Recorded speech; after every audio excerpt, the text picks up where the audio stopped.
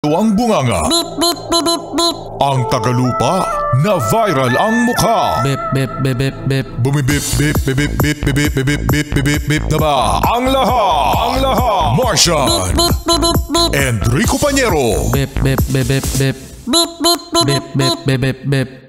Bip, bip, bip, bip, bip.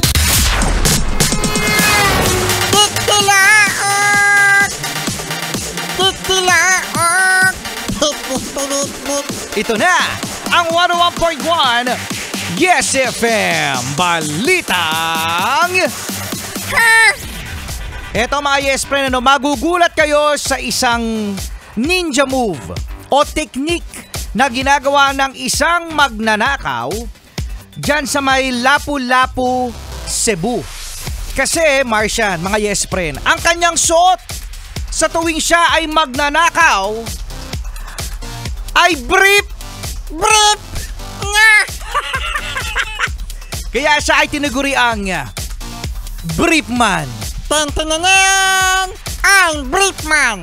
Alam mo, daig mo pa ako, Briefman, ha? Bakit? Kasi ako wala akong brief. Si Martian nga walang brief. So, Walang brief si Martian. so, So eto na nga mga Yes Friend, nahuli nga itong si Briefman at ang paliwanag niya kung bakit siya nakabrief laang tuwing siya ay magnanakaw, manloloob sa isang bahay ay para mas madali siyang makapasok.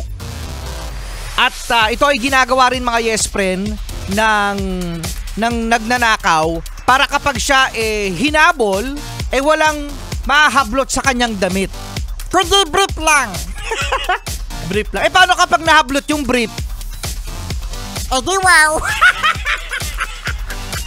Di ew.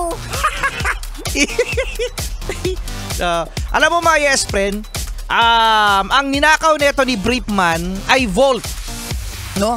At merong mga balita na 3 million pesos daw ang laman ng Volt. Pero ayon sa kanya ay 10,000 lang. Okay, so ito na nga no, nag-no comment na lang itong si Briefman nung ini-interview siya at sinabi na haharapin niya na lang daw ang kaso.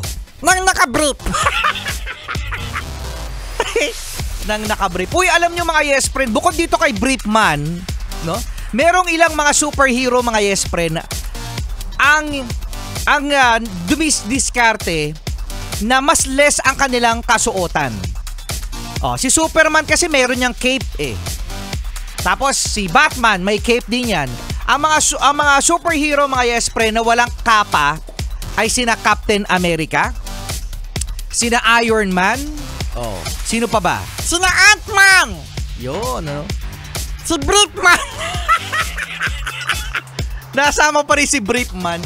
Kasi nahihirapan daw mga Yes, kasi meron isang superhero, nakalimutan ko yung pangalan niya, na may nagtanong kung bakit hindi siya nagkakapa, hindi katulad ng mga ibang mga superhero. Ang sinabi ng superhero na yun mga Yes Friend, kaya hindi siya nagkakapa, kasi kapag nagkapa siya, magiging istorbo yun sa pagsisave niya sa katauhan, sa mga mabubuting mga tao.